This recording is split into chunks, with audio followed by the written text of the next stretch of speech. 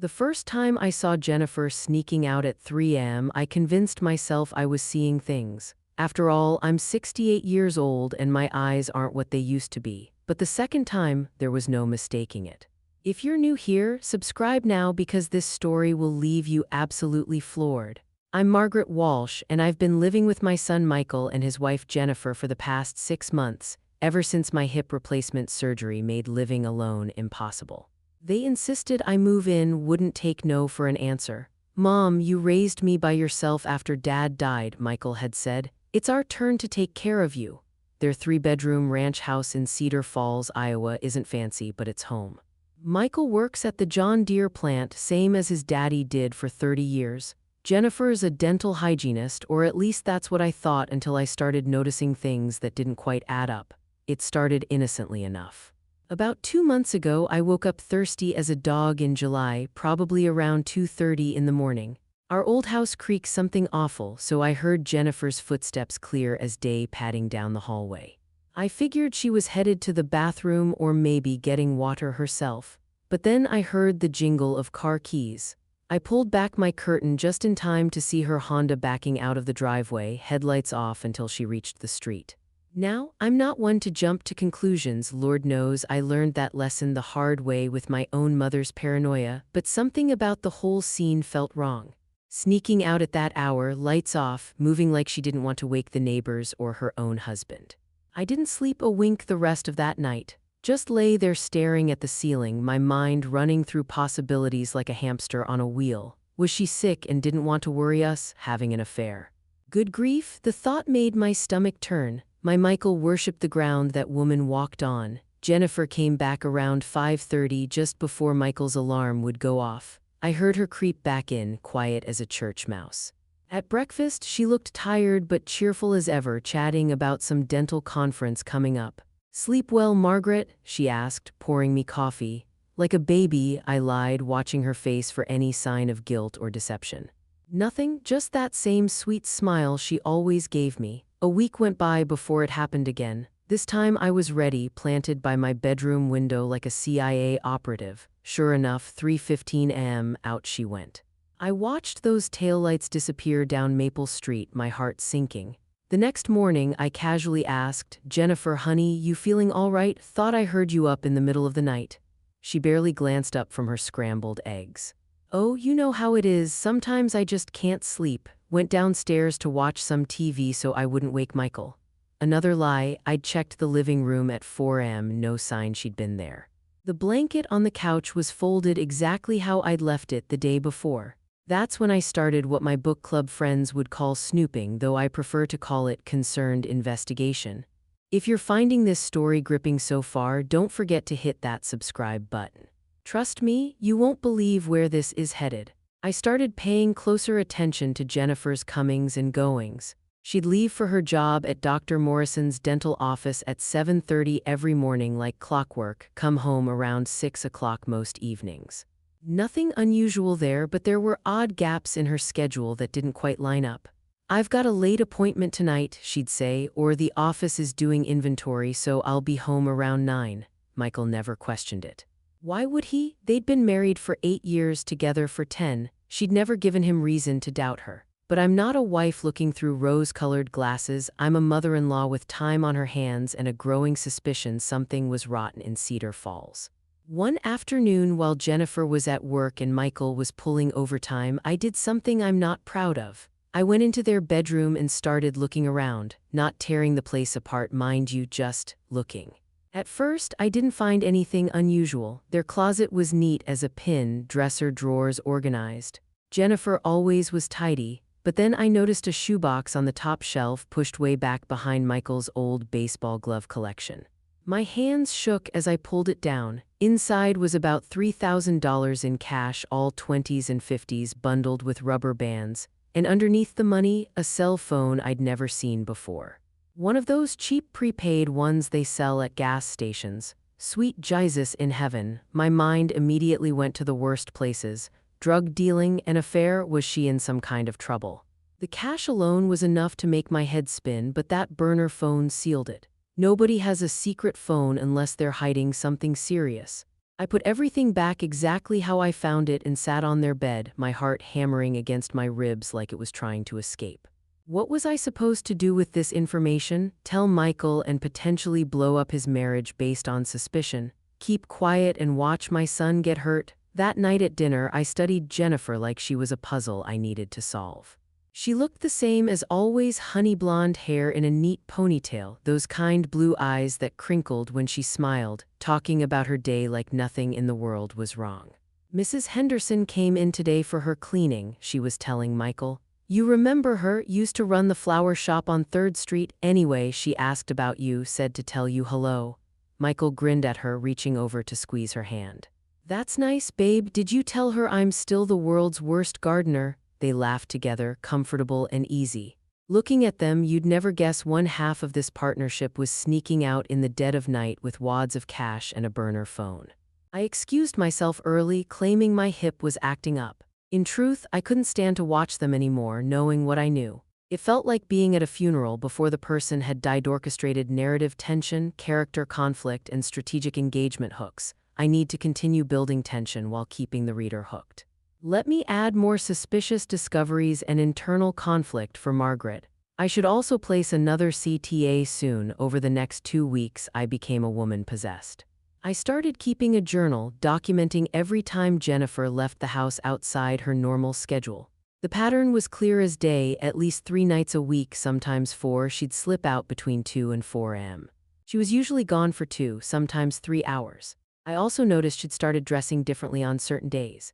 Nothing too obvious, but on Thursdays she'd leave the house in her dental scrubs like normal. But I'd see her through the window coming home later wearing completely different clothes, jeans and a hoodie, or once, a black dress that looked like something you'd wear to a nightclub. The final straw came when I overheard a phone conversation that made my blood run cold. I'd been in the kitchen making myself a cup of chamomile tea when Jennifer came in, not realizing I was there behind the open pantry door.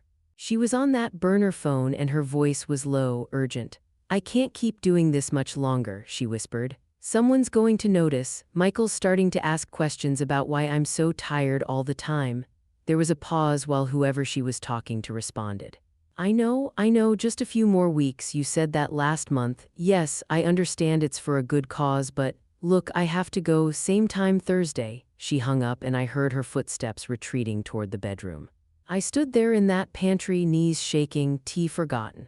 A good cause? What kind of good cause required sneaking around at 3 a.m. with burner phones and secret cash? Subscribe now if you want to find out what happened next. This story takes a turn nobody saw coming. That night, I made a decision that would change everything. I was going to follow her. Not because I wanted to invade her privacy or play detective, but because I loved my son too much to watch him be made a fool of. If Jennifer was involved in something dangerous or illegal, he needed to know. And if she was cheating, well, better he find out now than 5 years and 2 kids down the line. Thursday night, I set my alarm for 2 o'clock a.m. When it went off, I was already wide awake, dressed in dark clothes like some kind of senior citizen spy. I'd parked my old Buick down the street earlier that evening, telling Michael I wanted to save him the trouble of moving it for the street sweeper. At 2:47 a.m., right on schedule, Jennifer's Honda pulled out of the driveway. I waited until she turned the corner before starting my engine, hands slick with nervous sweat on the steering wheel. For a 68-year-old woman with a bum hip, I sure felt like I was in one of those crime shows my book club is always gabbing about. Jennifer drove through Cedar Falls, past the closed-up downtown shops, past the Dairy Queen where Michael proposed to her all those years ago. She got on Highway 20 heading east and my heart started pounding harder. Where in the Sam Hill was she going? 20 minutes later, she pulled into a parking lot in Waterloo, the next town over. The building was one of those anonymous commercial places, could have been offices or warehouses. Half the lights were off, but I could see a few cars scattered around. Jennifer sat in her car for a moment and I ducked down in my seat, praying she wouldn't spot my Buick parked across the street. When she finally got out, she was wearing those jeans and hoodie I'd seen before, hair pulled back in a baseball cap. She looked around. That's when my heart nearly stopped, then headed for a side entrance, using a key to let herself in. I sat there in my car for a full hour, watching that building like a hawk. What was going on in there? A drug operation? Some kind of illegal gambling ring? My imagination was running wilder than a March hare. At 5:30 a.m., Jennifer emerged looking exhausted, climbed back in her Honda and headed home. I followed at a distance, my mind spinning with questions. When I got home, the house was still quiet. I slipped back into my room and lay in bed, watching the ceiling fan go round and round, trying to make sense of what I'd seen. At breakfast, Jennifer looked like she'd been hit by a truck. Dark circles under her eyes, moving slow like her bones hurt. "You all right, honey?" Michael asked, concerned. "Just didn't sleep well," she said, forcing a smile. "Think I'm coming down with something." I couldn't take it anymore. "Jennifer, can I talk to you privately?" Something flickered in her eyes, fear, guilt. She nodded slowly. "Sure, Margaret, let me just finish my coffee." Michael left for work, and it was just the two of us in that kitchen. The morning sun was streaming through the windows, making everything look normal and safe, but I felt like I was standing at the edge of a cliff. "I know you've been sneaking out at night," I said quietly, no point beating around the bush. Her face went white as a sheet. "Margaret, I found the cash in your closet and the phone." She closed her eyes, and when she opened them, they were filled with tears. "Oh God, how long have you known?" "A couple weeks." "Jennifer, honey, what are you mixed up in? Because if you're in some kind of trouble, we can help you. Michael loves you something fierce, we both do, but you've got to be honest with us." If this story is keeping you on the edge of your seat, don't forget to subscribe. We're about to get to the part that changes everything. She was crying now, really crying, her whole body shaking. "You must think I'm terrible, lying to you both, sneaking around." "I don't know what to think," I admitted. "But I need you to tell me the truth, right now." Jennifer took a shaky breath, wiping her eyes with the back of her hand. "It's not what you think, I swear to God, Margaret, it's not anything bad." "Well, not bad in the way you're thinking. Then what is it?" She stood up, walked to the kitchen window, stared out at our quiet street. When she spoke, her voice was so soft I had to lean forward to hear. "I've been working extra jobs." "3 of them, actually?" "Extra jobs," I repeated, confused. That wasn't what I'd been expecting at all. She nodded, still not looking at me. "The place you followed me to last night, that's a packaging warehouse. I work the night shift there Thursday through Saturday, 3 a.m. to 6 a.m. on Tuesdays and Wednesdays. I clean offices downtown after my dental shifts. And on Sundays, I do inventory at the Super Target before it opens." I sat there like I'd been struck by lightning. "But why? We're not rich, but Michael makes decent money at Deere. You've got your job at the dental office. Why on earth would you, for you?" she said simply, finally turning to look at me. Her eyes were red and puffy. "It's all for you, Margaret." Now I was the one who couldn't speak. "You don't know this because we didn't want to worry you, but your insurance only covered part of the hip replacement.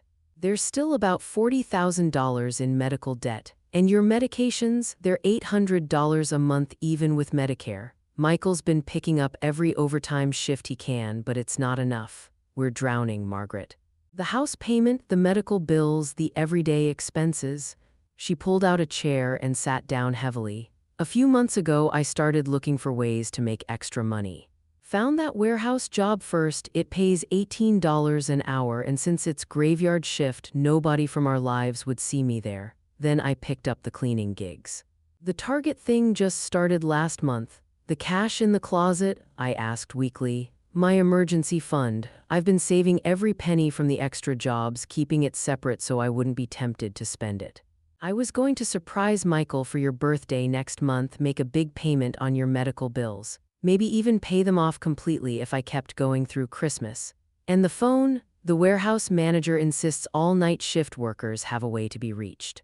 I didn't want Michael seeing weird numbers calling at 3 a.m., didn't want him to worry or ask questions, so I got the prepaid phone just for work calls." She laughed bitterly. "I know how it looks.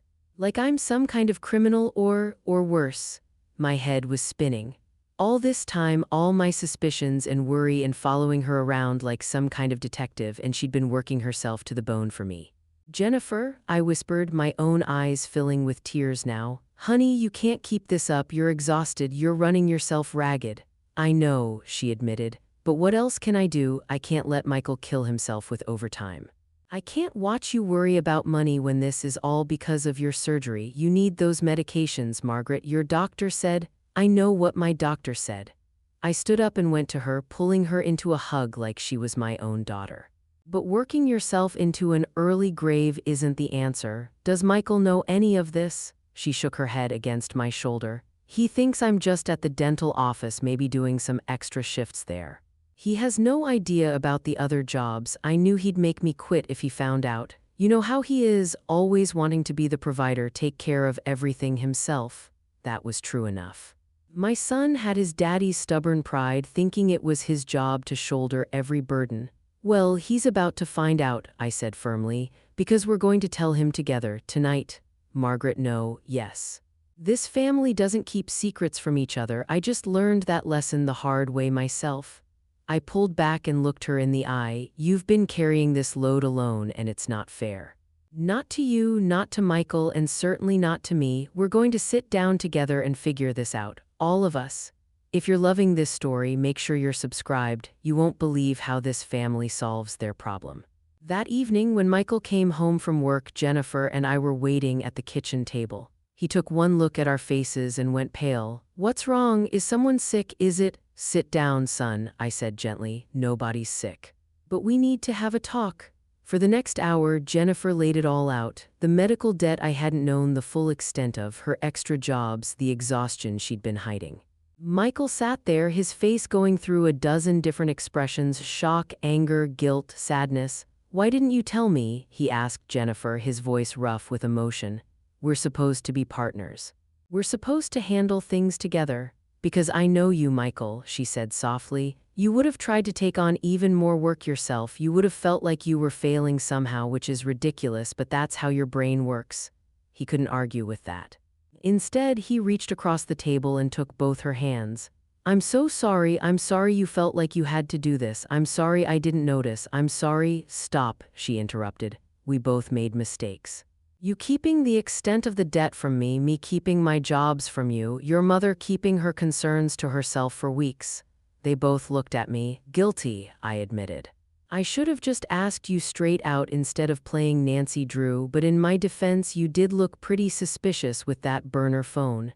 That got a weak laugh out of all of us. So what do we do now? Michael asked. Because Jennifer's not working 4 jobs, that's non-negotiable. You look like death warmed over, babe. Thanks, she said dryly. We figure it out together, I said firmly. That's what families do. First thing tomorrow, we're calling the hospital about payment plans for my bills. Then we're looking at our budget, all of us, and seeing what can be cut or adjusted. Maybe I can contribute more from my Social Security. Absolutely not, Michael and Jennifer said in unison. You're already paying rent, Jennifer added, which we insisted be lower than market rate, by the way. Then I'll pay more. This is non-negotiable, I used my sternest grandmother voice. You two have given me a home, taken care of me after my surgery, treated me like family instead of a burden. The least I can do is pay my fair share. We talked late into the night, making plans, crunching numbers, being honest with each other for the first time in months. It wasn't easy, and there were tears and some raised voices, but we worked through it. In the end, we came up with a plan. Jennifer would quit all the extra jobs except one Sunday morning shift at Target, which she actually enjoyed. Michael would keep his regular hours at Deer but cut back on the overtime that was wearing him down. I would increase my rent contribution and take over more household expenses like groceries. Most importantly, we would be honest with each other. No more secrets, no more pride getting in the way of asking for help. The next few months weren't easy. We had to make some sacrifices, fewer dinners out, no cable TV, putting off some home repairs. But slowly we started making a dent in the medical debt. More than that, we started functioning like a real team instead of 3 people trying to protect each other by keeping secrets. If you haven't subscribed yet, now's the time. We're wrapping up, but trust me, you'll want to hear how this story ends. It's been 8 months since that morning in the kitchen when I confronted Jennifer. 8 months of working together, supporting each other, and learning what family really means. Last week, we made the final payment on my medical debt. All of us together, we did it.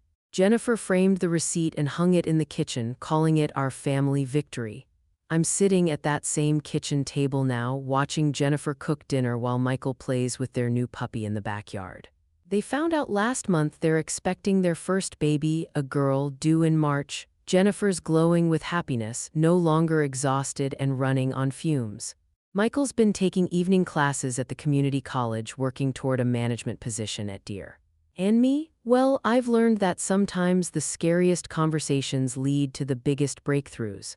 I think about those weeks when I thought Jennifer was involved in something terrible, when I was convinced I'd have to break my son's heart with the truth about his wife. I was so wrong, but in a way, being wrong has never felt so right. The burner phone is gone now. Jennifer threw it away once she quit those extra jobs.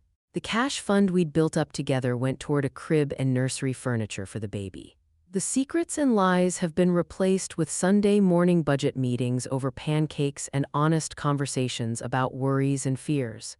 Yesterday, Jennifer asked me if I'd like to be in the delivery room when the baby comes. "You're not just Michael's mom," she said. "You're my family too. You cared enough to confront me even when it was scary and uncomfortable. That's what real love looks like." I cried like a baby myself. You know what I've learned through all this? Sometimes the things that look the most suspicious are actually acts of love in disguise. Sometimes the worst-case scenario we imagine is actually someone sacrificing themselves for our benefit. And sometimes the truth, no matter how hard it is to speak or hear, is the greatest gift we can give each other. If you're facing something similar, if you're seeing signs that worry you about someone you love, don't do what I did. Don't sneak around, don't imagine the worst, don't let fear and suspicion eat you alive. Just ask, have the hard conversation. Risk being wrong, risk being uncomfortable, risk having to admit you were mistaken. Because at the end of the day, family isn't about keeping up appearances or protecting each other from uncomfortable truths. It's about showing up, being honest, and working together through whatever life throws your way: medical debt, secret jobs, or nosy mothers-in-law who think they're hot on the trail of some scandal. I'm grateful every day that I confronted Jennifer that morning, even though I was wrong about what she was doing. Being wrong led us to being right with each other, right as a family, right in a way we hadn't been before. Thank you for listening to my story today. If it touched your heart, don't forget to subscribe and hit that notification bell. Share this with someone who might need to hear it. Drop a comment below and let me know, have you ever jumped to the wrong conclusion about someone you love? What happened when the truth came out? And remember, whether you're in Cedar Falls, Iowa, or anywhere else in this beautiful country of ours, family is what you make it. Sometimes messy, always complicated, but worth every moment of effort it takes to get it right. Until next time, this is Margaret Walsh reminding you that the truth might be scary, but secrets are scarier. Take care of each other out there, and don't be afraid to ask the hard questions. You might be surprised by the answers you get. God bless, and I'll see you in the next story.